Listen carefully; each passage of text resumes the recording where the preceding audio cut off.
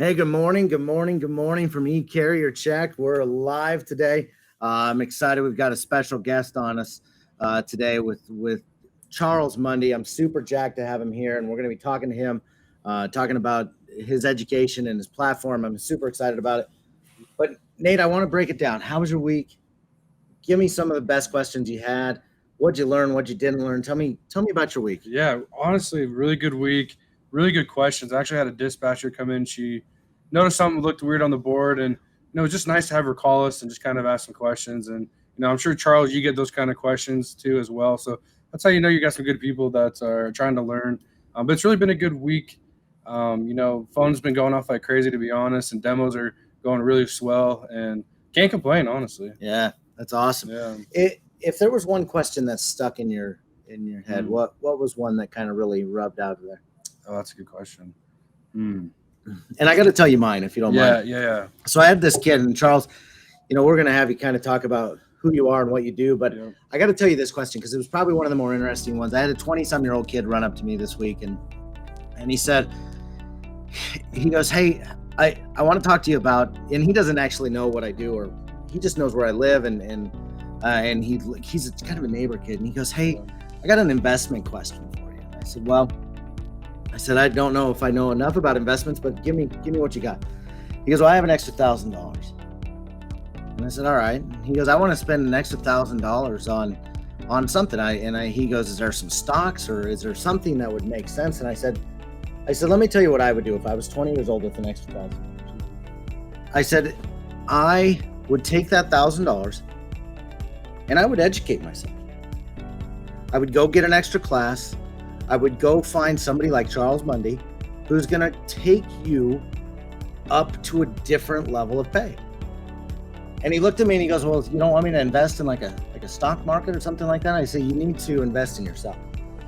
And I think that, I think about what we do all day and what Charles does all day.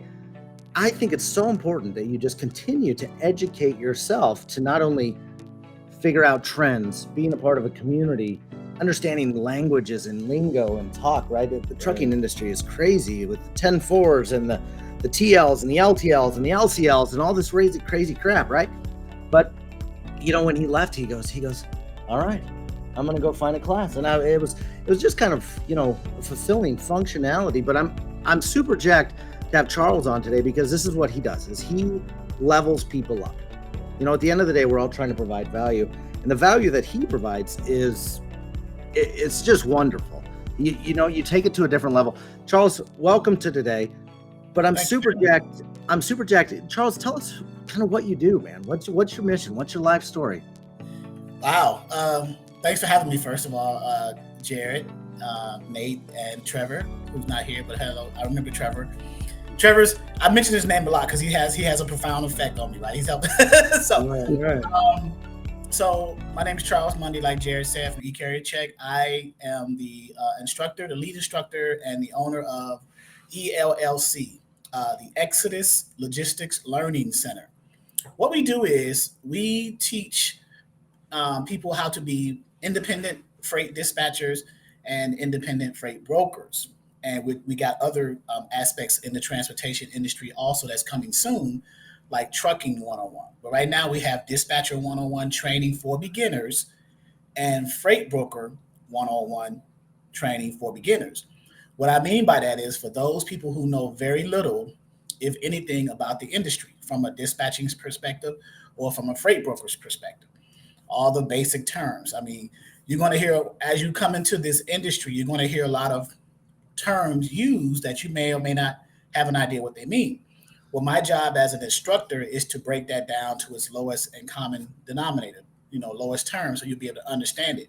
My job is, as an instructor, is to create a foundation for you, a rock solid foundation for you to establish, and then take that and go in whatever direction you want to go, whether it's in trucking, whether it's in dispatching, freight brokering, intermodal, customs brokering, whatever you decide to go. Once you have a foundation, then the decision is yours because you can go anywhere, right? So That's what I do. I was a driver for a number of years. I was in brokering for a number of years. I had a dispatching company for a number of years. I said, well, let me take all of the knowledge that I have and just give back to individuals who want to get in the position that where I am going, or even further. I have some of my students who are millionaires, honestly, and are going well. Like, for example, a gentleman on the freight broker side, Mr. Donald, and I think you spoke to him. And then I had people on dispatching side who started a dispatching company, scaled their business, bought a truck, scaled that, started a freight brokerage. And this is in 5 years. So, but the point with that is you want to learn it from a very, very basics perspective. If you don't know anything, it doesn't matter what business you go into. You want to get the basics perspective of the industry that you're in. Otherwise, you're setting yourself up for failure. Yeah. I'm going to give it to you. I'm not going to be harsh with you. I'm going to hold your hand in my trainings, and I'll give it to you in a way that you understand it. So my job is to understand who my audience is, and that's the type of teaching philosophy that I go under. Understanding who my audience is, and then giving them the knowledge accordingly. Right? I don't want to leave anyone behind. You've heard that expression, no child left behind, no dispatcher or no freight broker left behind, right? Because I want to make sure that everybody, before I move on from any topic in any lesson, I make sure that everyone understands. Does anyone have questions? Yeah. Can we move on? Do you guys understand it? Are we clear? And then we go from there. So. Yeah, honestly, Charles, I've had the opportunity, Nate and I both have, to be in your class, and you have one of the best ways of communication that I've heard. You just communicate well, you control the environment, and you just, like you said, you allow people to learn how they need to learn, but in your environment. And I love that. Charles, you obviously been doing this for a while. How long have you been going about doing this? I would say now over 20 years. So in the transportation space, and that's combined with trucking, with delivery services, with brokering, with freight broker agenting, if that's a word, dispatching, and now into the last 3 years, I've been building this Exodus platform with the dispatcher and the freight broker one-on-one training for beginners. So yeah. There's obviously been a lot of changes. I started in 08. You obviously started before me in the freight industry, and there's been so many changes, not only in regulations, but in different types of equipment, and in a lot of things. What has been probably the biggest change that you've seen with how you're educating people? Have you seen a different type of people, or are you seeing, with education, that you have to change the way you're educating? Well, yeah. So, and with any instructor, if you're going to be an instructor and help people, you have to be able to adapt to the industry, right? And then transfer that adaptation to your students, right? So let me give you an example. Fuel costs, right?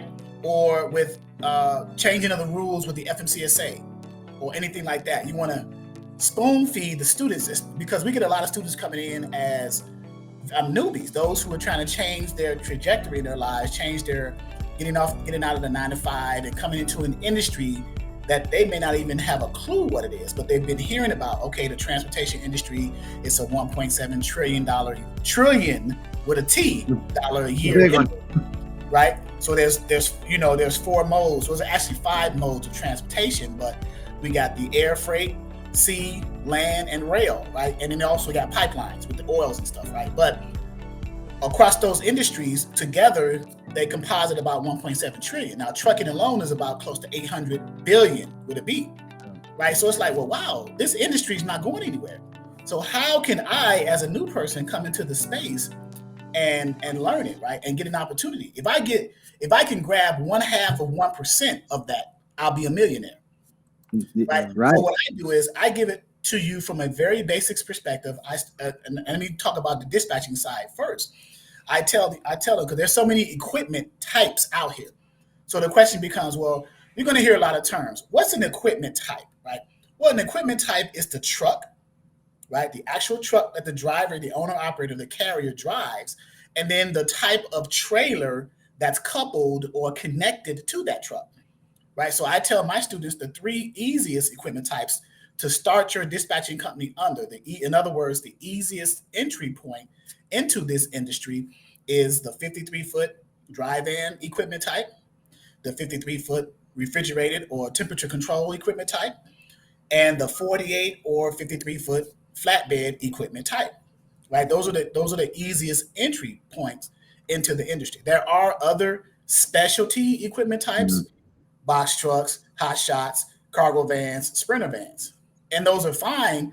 But if you want to come into this industry in a smooth transition from where you used to work in a different space into this space, I advise, now people don't listen sometimes, but I advise to come in focusing on trying to get carriers to dispatch for who have or who drive those types of equipment types, right?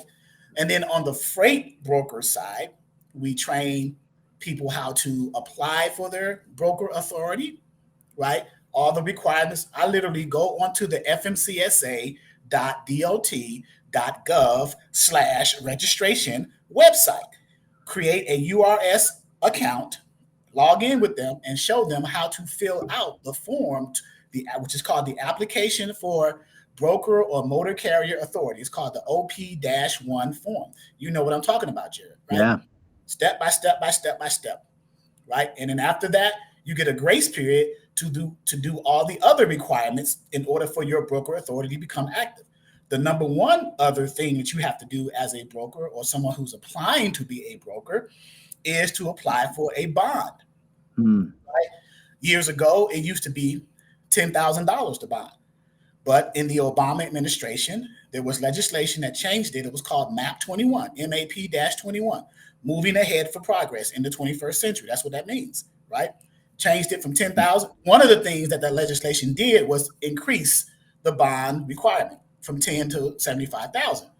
One of the reasons why is because you had a lot of people who weren't qualified to be brokers, but just applying to be brokers because they can afford $10,000, right? So in order to kind of weed them out, it's kind of bittersweet, but it is what it is. That's just the industry.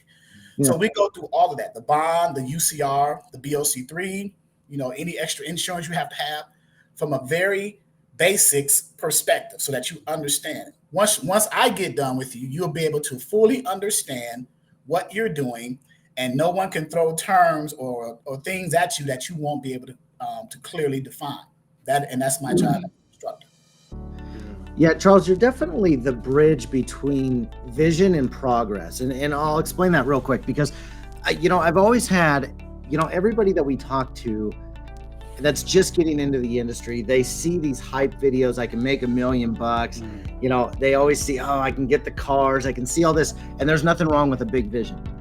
I'm a big fan of going, where am I going to go? Because I'm a big believer in, let's continue to visualize it.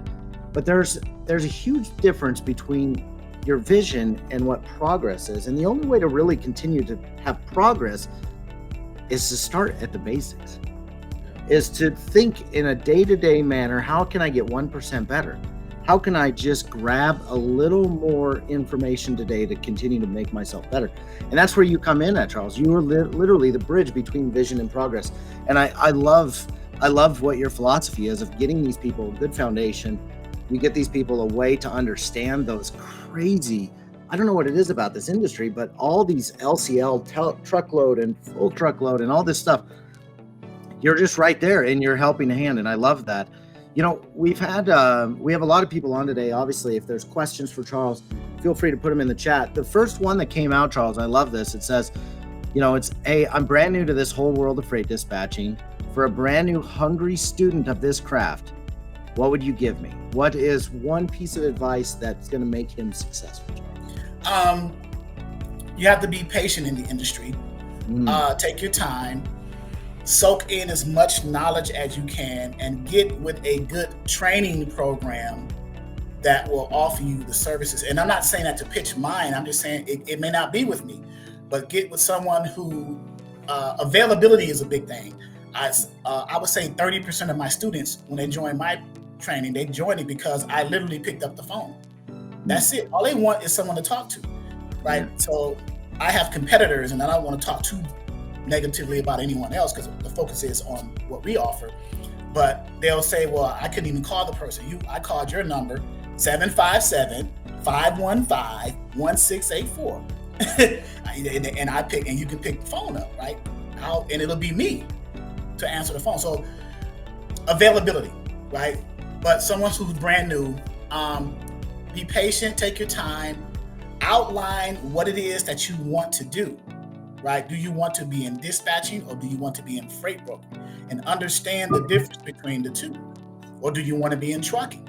Or where in the transportation industry do you want to start? Now, the easiest entry point, I get this question a lot. Well, I love the transportation industry. I know it's not going anywhere like real estate or whatever. What's the easiest way to come in? Well, I'll say the easiest way from a financial and a training perspective is dispatching, freight dispatching. And then you can scale to a trucking, scale to brokering, things like that. So with the dispatching, start your business, right? Get your LLC, EIN, or whatever structure you want to have your business under, your name. I often recommend, we even go over that in our class, when we even coming up with starting your business, something simple as a name. The best name should have something that says at least logistics in it. I often tell students, I say, if you're going to create just a dispatching company, if you're just going to be dispatching and you're not going to scale to like brokering or trucking, then it's okay to have the word dispatching in your name.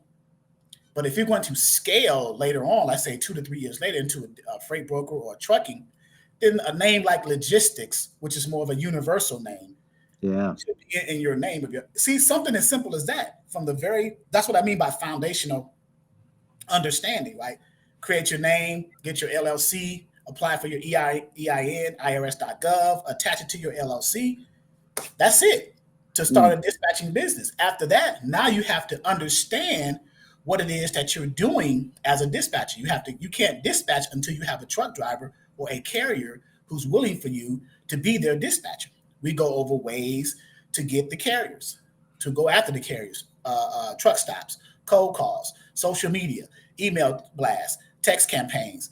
We go over those things step by step. After that, okay, you get someone convinced that you are their dispatcher.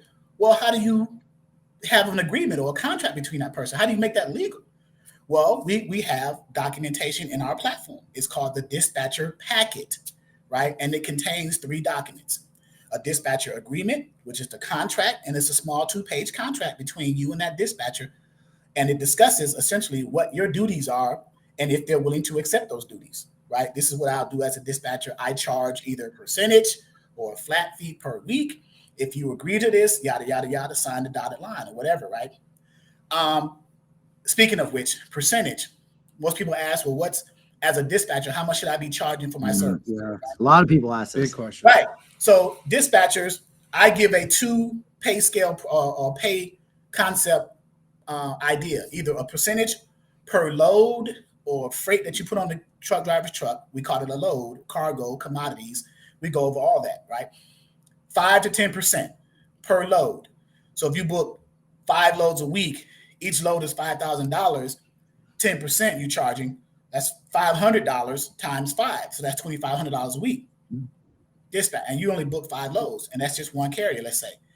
Or a flat fee range, we say between $250 to $500 per week, irregardless of how many loads you book. You're just going to send them a check or an invoice, I should say, at the end of the week for $500 or whatever you charge the flat fee.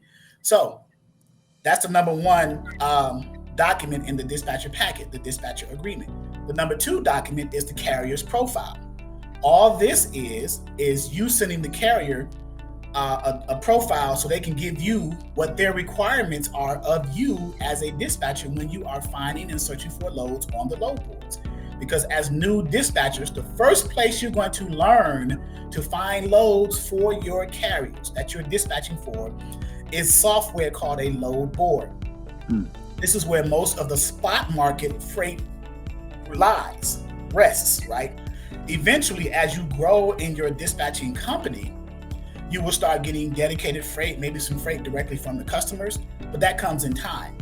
You mainly start off with different load boards. What's a load board? It's software where shippers and brokers post their freight for sale so that the carriers or the dispatchers who represent those carriers can search for those loads according to the carrier's profile, which is the requirements of the carrier, right? And I talk like that sometimes because I want to make sure that everyone understands what I'm saying, right? Yeah, and of course. it's not to insult anyone, it's just to break Right. it down so everyone can get it, right? Have to. So the carrier profile, you that's the requirements of the carriers, right? So you search for loads on the load board, you find those loads, you have the conversations with the broker to book those loads. And that's a process in and of itself too. We can go through that if you want to, but that's fine. Dispatcher agreement, carrier profile. And the third document that makes up the dispatcher packet is something called the limited power of attorney, not a power of attorney. There's a difference. A power of attorney is if you sign that and give me power of attorney, I own the house, the dog, the kids, and everything. But a limited power of attorney is limited to only what's specified on the document. What does a limited power of attorney mean? It is the carrier's way of giving you, the dispatcher, permission to represent them in matters of onboarding them, getting them set up with the brokers, the broker carrier agreement, signing and printing their names, and then the rate confirmations, signing that in and turning it in. And those are the two major points on the limited power of attorney. The person, and this is a document that needs to be notarized. Who notarizes it? The person who is giving someone else power to represent them is the person who needs to have the document notarized. Well, who is that? Obviously, that's the carrier.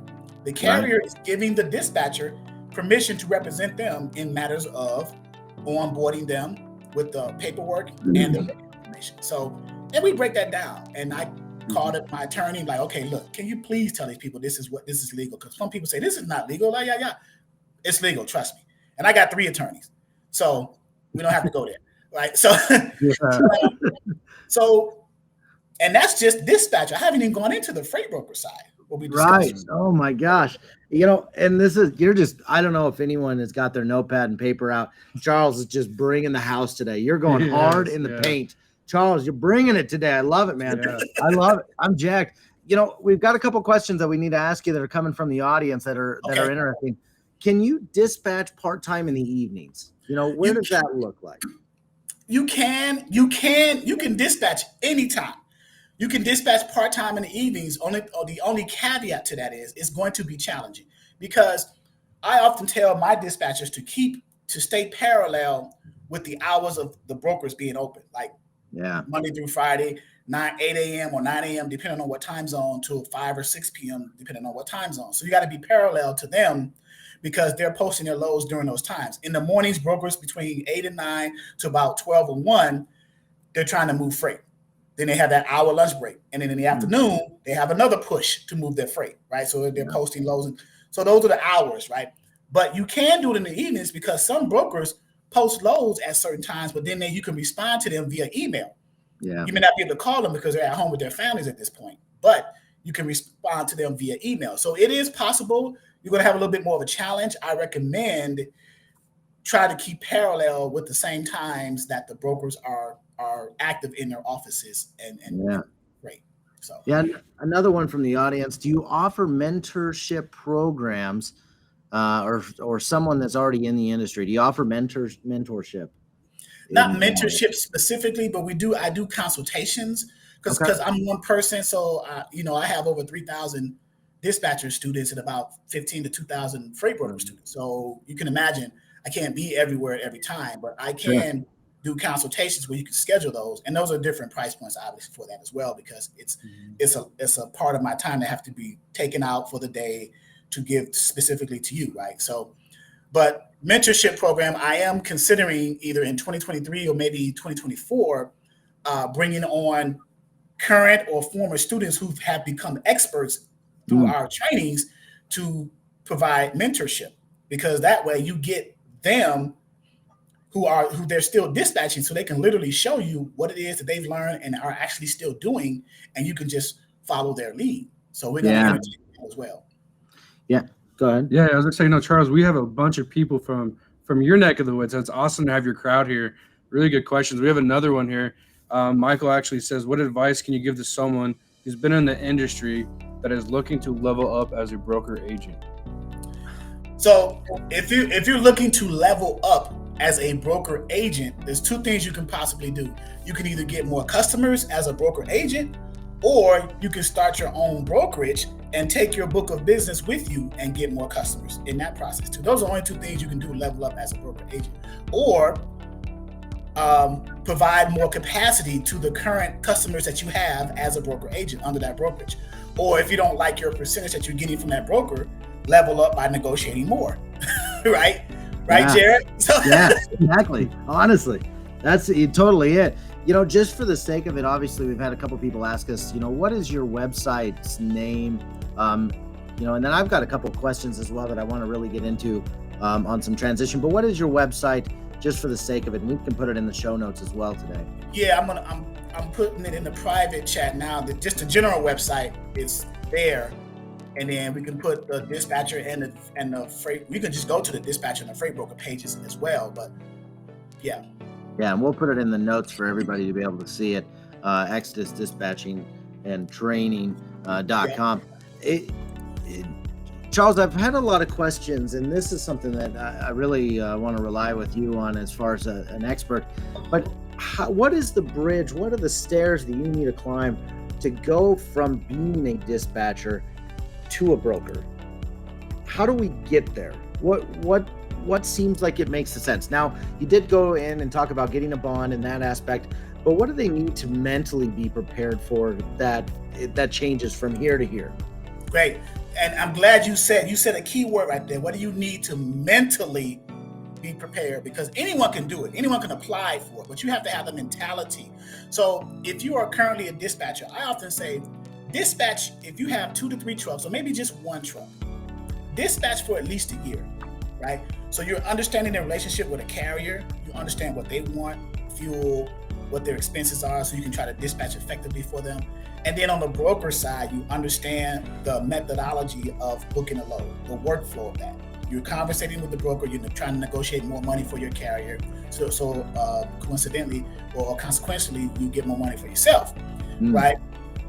After a year, you pretty much, you got it down to a science, right? Yeah. It's at that point that I would recommend, if you are still considering scaling and transitioning into a broker, you will make a good broker because you've seen both sides.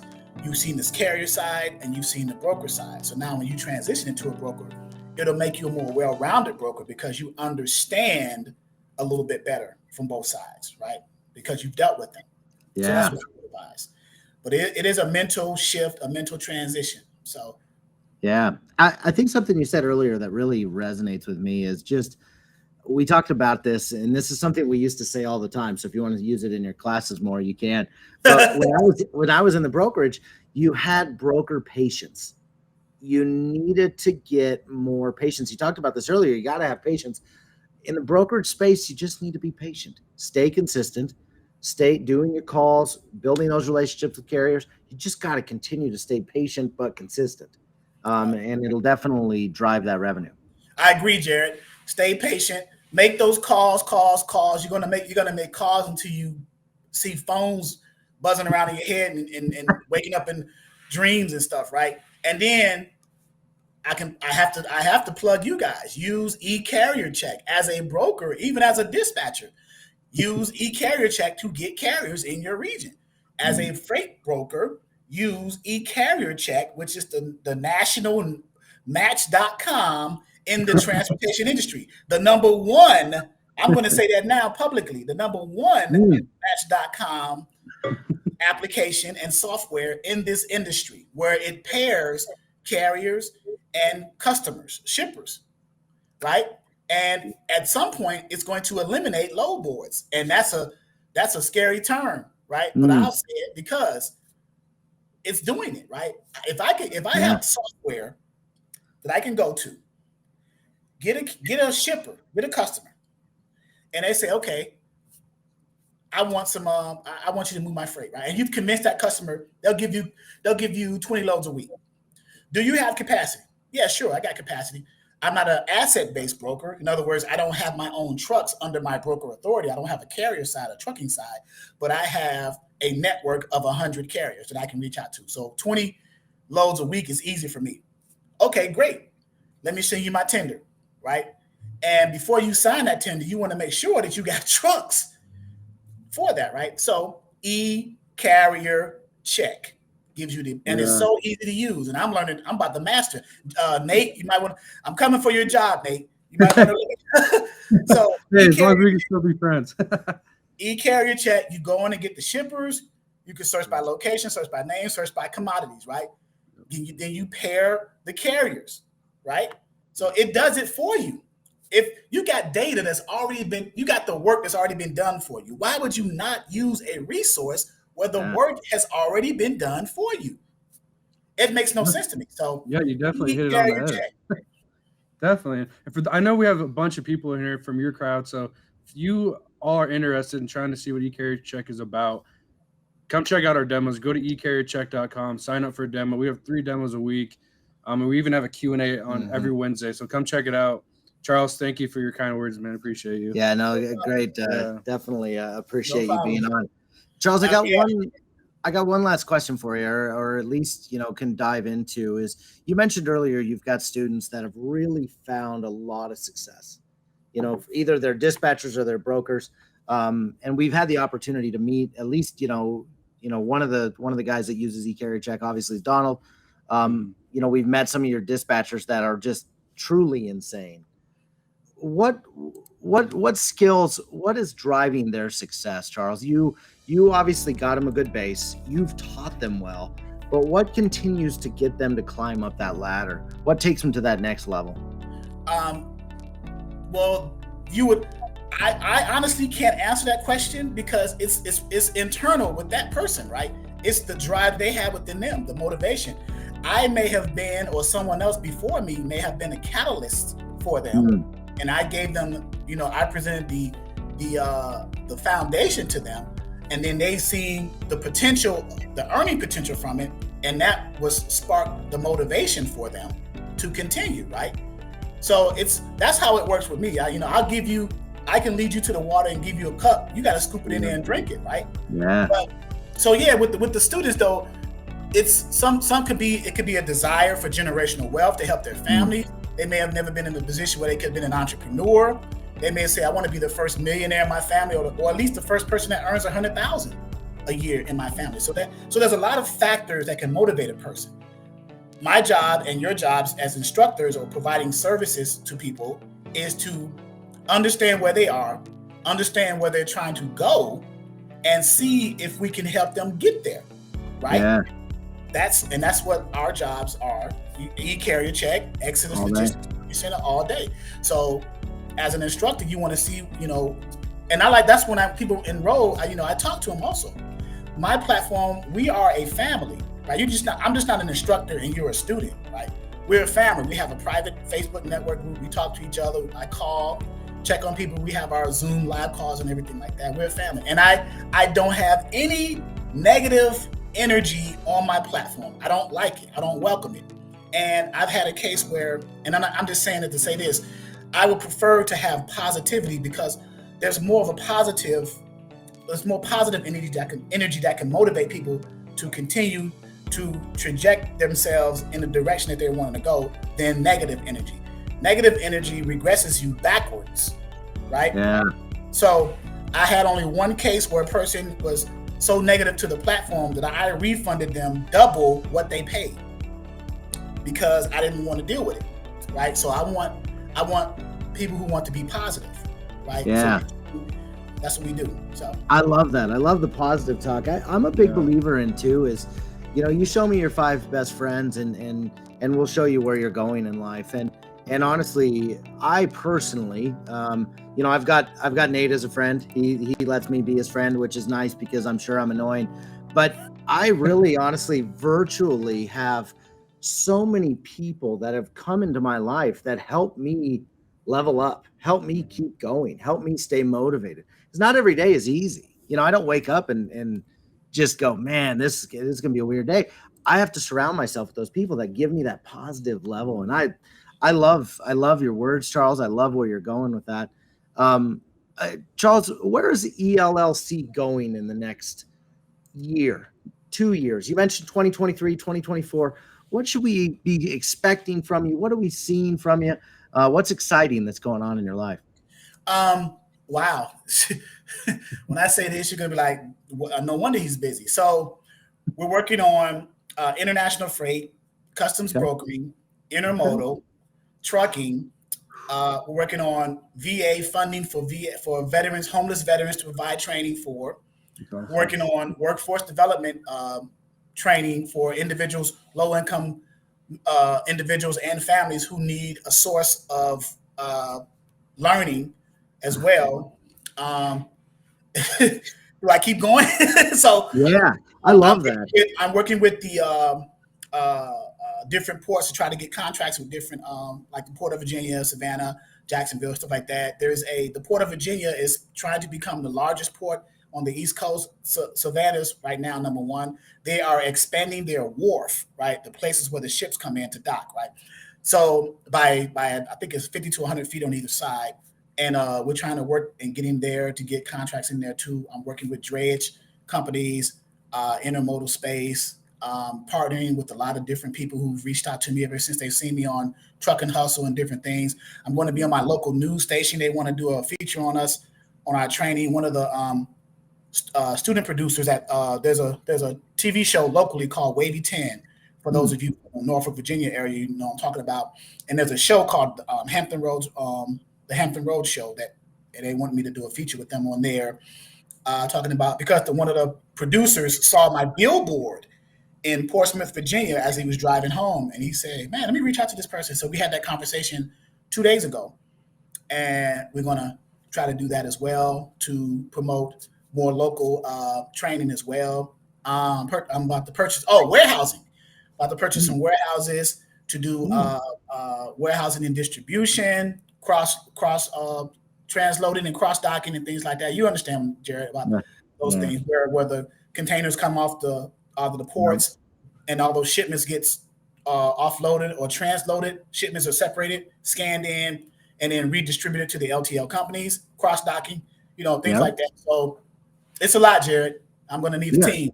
I was going to say, you're going to need to surround yourself with a few people. I love what you do, and you know what I really love, Charles, is that you just have such a giving heart. You're always looking to help. I love that you're going to help veterans. I'm a big believer in that. Something that we do every October, and this will be coming out here, is that we actually give literally, no cuts off it. We give 20% of our actual monthly revenue straight to a local breast cancer awareness organization that helps. And I'm a big believer in giving back and literally helping people that can just, that they need it in that time, So we all know somebody that's gone through something, whether they've been in the military and they need some help because of PTSD or anything to that extent. And it's the same with cancer. I love that you give back, Charles. I'm such a believer in it. I think we're all pretty blessed and lucky to be in this position to be able to give it back. So yeah, awesome. You know why? Let me tell you why. If you get, and this is for everybody listening, and I'm real serious about this part. If you are in a position where you're able to give back to people, guess what's going to happen? You're going to stay in that position. You're going to stay in that. And I've seen that first sight. Every homeless person I see, I give them $20. Every person I try to help or let come in for free, something else happens, right? I'll let a person sign up to the training, dispatcher or freight broker. Every now and then I'll let someone in for free and cancel their monthly subscription. A week later, I get 10 to 20 signups. So it's like, wait a minute. And I didn't do any marketing or anything promoting that week, right? Or not as much, I should say. But so I'm a spiritual person, so I think that's a favor from God, Yeah. So, but yeah, if you give, and you can tell, you can see the energy and the light in people who give, and then the satisfaction, because giving is selfish, right? And I'll tell you, I'll break that down, what I mean by that. When a person who's giving is selfish, you know why? Because the feeling you get from it. That's a selfish feeling, but it's a good selfishness, right?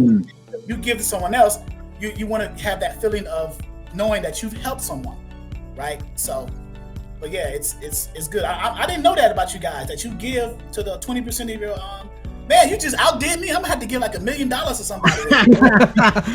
When we were smaller, and we come from a company, that actually 10% of all their profits actually goes to a foundation, essentially to help schools, to help kids in backpack programs where the kids don't have they got to send peanut butter home and crackers and bread because they don't have anything to eat over the weekend. And so we come from a company that's really a giving company.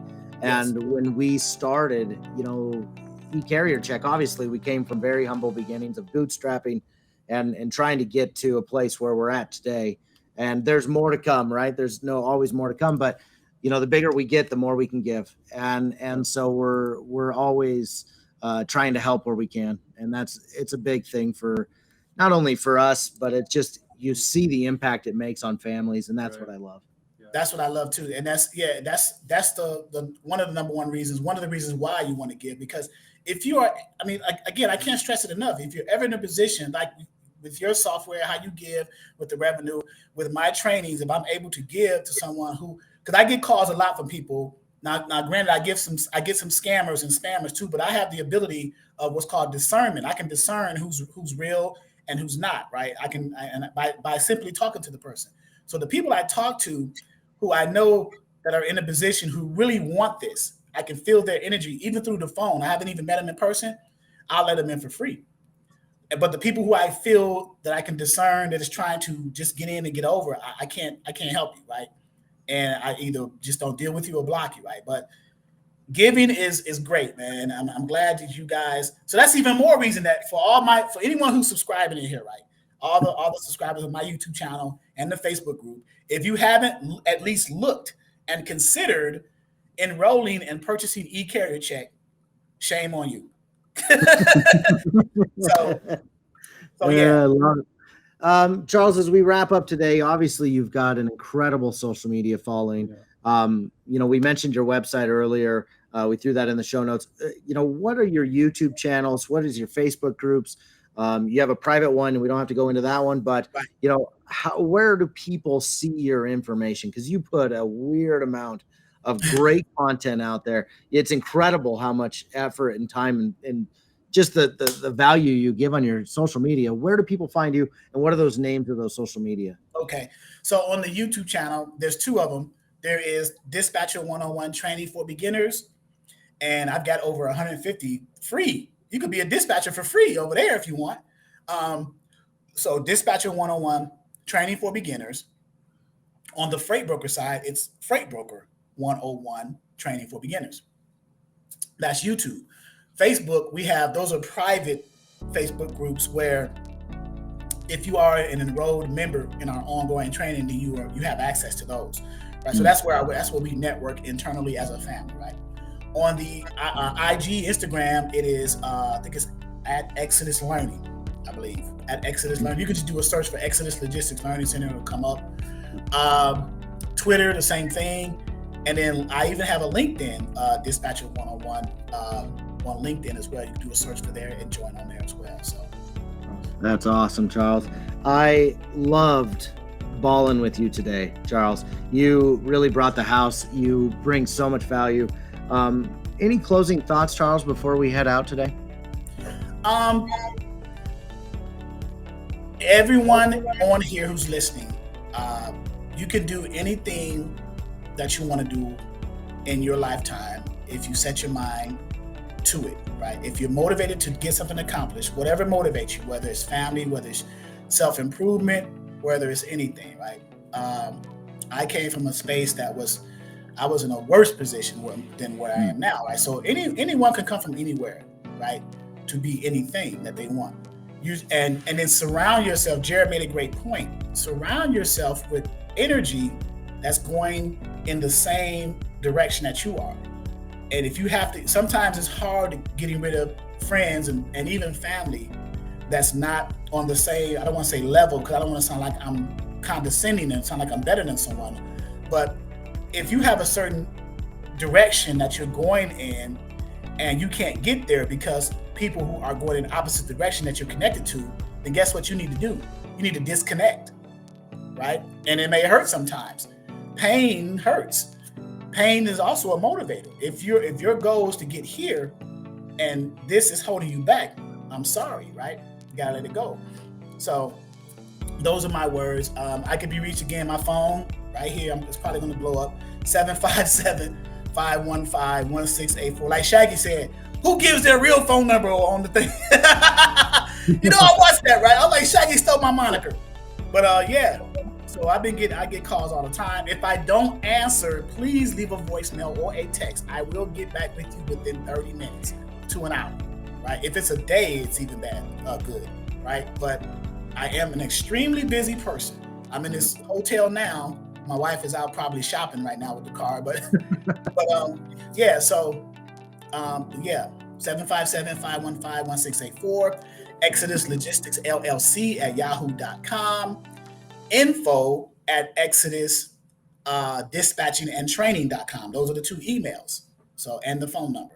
So that's awesome. Thank you, Charles. Charles, you've been a rock star today. Thank you for being on. I can't thank you enough. It's really awesome to jam with you today.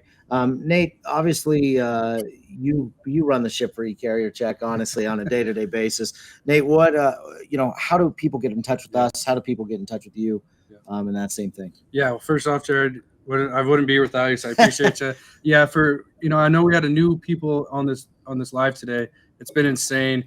For those of you that are new here, eCarrier Check is a sourcing and utility platform, aka Match.com. Thanks to Charles. So come see what we can help you do to grow your business. We'll help you grow relationships with carriers, brokers, and customers, shippers. So come check us out. Free demos for you to come check out, and let's connect with each other. And, let's be a family like Charles says. So we all want to grow. Yeah, absolutely. Yeah, and you guys are on my website. So, if I add you to my website, it has to be a reason. I mean, and we're going to get you on ours soon. Yeah. Yeah. If you're on my website, you are a source for people to reach out to. So you are an affiliate and a partner. So people reach out to you, and I'm sure people have called you in regards to that as well. My freight broker students are jealous because we talk mainly about dispatching on here. So you may have to have me on the show another time, another live or something. But I love it. Definitely will. But yeah. So awesome. Well, have a great Labor Day